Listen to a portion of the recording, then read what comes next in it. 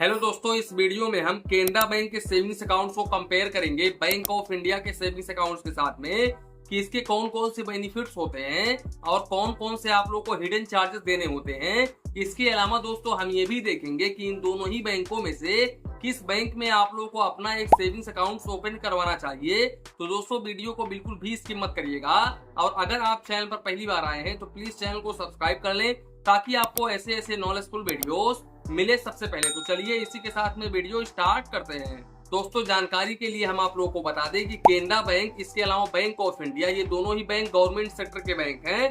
इसके साथ साथ दोस्तों अगर हम पैसे सुरक्षित होने की बात करें तो दोस्तों यहाँ पर 5 लाख रुपए तक का आपका अमाउंट जो होता है वो 100% सिक्योर होता है।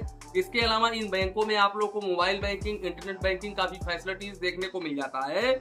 इसके साथ साथ दोस्तों इन दोनों ही बैंक सेविंग्स अकाउंट्स के ऊपर chequebook, passbook, ATM card offer करते हैं।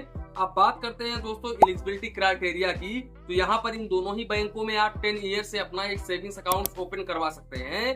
हालांकि जब आप 10 ईयर से अपना एक सेविंग्स अकाउंट ओपन करवाते हैं तो वो अकाउंट पूरी तरह से माइनर के कैटेगरी में होता है और उसको पेरेंट्स मेंटेन करते हैं। दोस्तों अगर हम बात करें डॉक्यूमेंट्स की तो आप इन दोनों ही बैंकों में आधार कार्ड, वोटर आईडी कार्ड, इसके अलावा ड्राइविंग लाइसेंस, इसके साथ साथ आप कोई भी लीगल डॉक्यूमेंट्स दे करके अपना सेविंग्स अकाउंट ओपन करवा सकते हो। इसके साथ साथ दोस्तों यहाँ पर पैन कार्ड अनिवार्य होता है। अगर आप पैन कार्ड नहीं लगाते हैं तो ऐसे केसेस में इन अकाउंट्स के काफी सारे लिमिटेशंस हो जाते हैं। बात करें दोस्तों अगर हम इंटरेस्ट रेट की तो यहाँ पर केनरा बैंक सेविंग्स अकाउंट्स के ऊपर 2.90% पर एनम का रेट ऑफ इंटरेस्ट ऑफर करता है, जबकि bank of India 2.75% per annum का रेट ऑफ इंटरेस्ट ऑफर करता है। बात करें दोस्तों अगर हम एफडी रेट्स की तो यहाँ पर केनरा बैंक में अगर आप 1 ईयर का एफडी ओपन करवाते हैं तो ऐसे केसेस में केनरा बैंक 6.85% पर एनम का रेट ऑफ इंटरेस्ट ऑफर करता है और सीनियर सिटीजन को 7.35% पर एनम का रेट ऑफ इंटरेस्ट ऑफर करता है, जबकि bank of India 6.80% per annum का रेट ऑफ इंटरेस्ट ऑफर करता है और सीनियर सिटीजन को 7.30% पर एनम का रेट ऑफ इंटरेस्ट ऑफर करता है। तो यहाँ पर एक हिसाब से अगर हम मान के चले तो यहाँ पर 0.5% बैंक ऑफ इंडिया काफी कम प्रोवाइड कर रहा है, यानी कि 0.5% कम प्रोवाइड कर रहा है केनरा बैंक के मुकाबले। दोस्तों ये रेट ऑफ इंटरेस्ट मैं जिस टाइम पर वीडियो शूट कर रहा हूँ उस टाइम का है। इंटरेस्ट रेट कम ज्यादा होता रहता है, तो हो सकता है जब आप लोग वीडियोस देख रहे हो उस टाइम पर इंटरेस्ट रेट बढ़ गया हो या फिर कम हो गया हो, तो हम यहाँ पर कुछ कह नहीं सकते हैं। बात करें दोस्तों अगर हम मिनिमम बैलेंस की तो केनरा बैंक में आप लोग को रूरल में 500 रुपए, सेमी अर्बन में 1000 रुपीज, अर्बन और मेट्रो सिटीज में आप लोग को 2000 rupees average monthly balance maintain करना होता है, जबकि बैंक ऑफ इंडिया में आप लोग को रूरल और सेमी अर्बन में 500 रुपए, वहीं पर मेट्रो सिटी और अर्बन में 1000 rupees average monthly balance maintain करना होता है।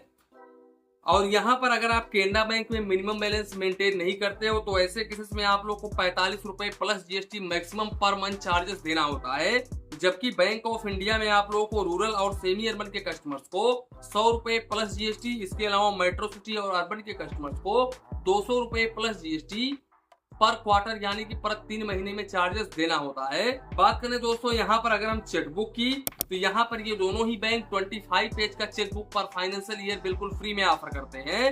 दोस्तों अगर आप केनरा बैंक में एक्स्ट्रा चेकबुक लेना चाहते हो तो ऐसे केसेस में आप लोगों को 4 रुपए प्लस जीएसटी पर लीव्स यानी कि पर पेज का चार्जेस देना होगा, जबकि बैंक ऑफ इंडिया में आप लोगों को 5 रुपए प्लस जीएसटी पर लीव्स यानी कि पर पेज का चार्जेस देना होगा। तो यहाँ पर बैंक ऑफ इंडिया चेकबुक पर काफी ज्यादा चार्जेस ले रहा है।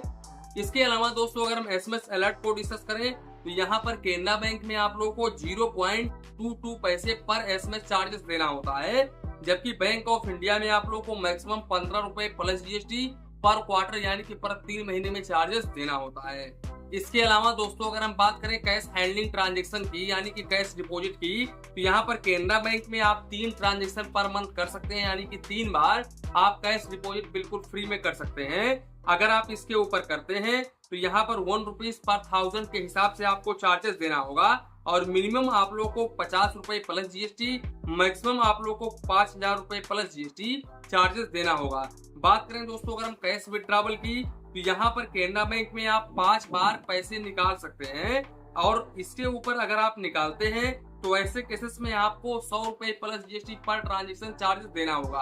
अब यहाँ पर 5 बार पर मंथ आप निकाल सकते हैं दोस्तों, तो इस बात का ध्यान रखें। जबकि अगर हम बात करें बैंक ऑफ इंडिया की तो बैंक ऑफ इंडिया में आप कैश डिपॉजिट 5 बार आप मंथली कर सकते हैं, अप टू 1 लाख रुपए तक पर डे कर सकते हैं। अगर आप इसके ऊपर करते हैं तो 10 रुपए पर लाख के हिसाब से चार्जेस देना होगा और मिनिमम आप लोगों को 50 रुपए प्लस जीएसटी चार्जेस देना होगा। बात करें कैश विड्रॉवल की, तो यहाँ पर बैंक ऑफ इंडिया में आप 5 बार मंथली पैसे निकाल सकते हैं। इसके ऊपर अगर आप निकालते हैं तो ऐसे केसेस में आप लोग को 150 रुपए plus GST per transaction charges देना होगा। बात करें दोस्तों अगर हम एटीएम कार्ड की, तो यहाँ पर केनरा बैंक आप लोगों को क्लासिक वेरिएंट का डेबिट कार्ड ऑफर करता है, जो कि रुपए भी हो सकता है, मास्टर भी हो सकता है, वीजा भी हो सकता है। बात करें दोस्तों अगर हम एनुअल मेंटेनेंस चार्जेस की, तो केनरा बैंक में आप लोग को 200 रुपए प्लस जीएसटी चार्जेस देना होता है, जबकि बैंक ऑफ इंडिया में आप लोग को इशुएंस चार्जेस 250 रुपए देना होता है और वहीं पर एनुअल मेंटेनेंस चार्जेस भी 250 रुपए plus GST classic debit card के ऊपर देना होता है। दोस्तों बात करें अगर हम लिमिट की, तो यहाँ पर केनरा बैंक में आप 75,000 रुपए पर डे निकाल सकते हैं और 1 लाख रुपए तक आप ऑनलाइन यानी कि ई कॉमर्स ट्रांजेक्शन कर सकते हैं, यानी कि इनके डेबिट कार्ड से। जबकि बैंक ऑफ इंडिया के डेबिट कार्ड से आप 25,000 रुपए पर डे निकाल सकते हैं और 50,000 रुपए तक आप ऑनलाइन यानी कि ई कॉमर्स ट्रांजेक्शन कर सकते हैं।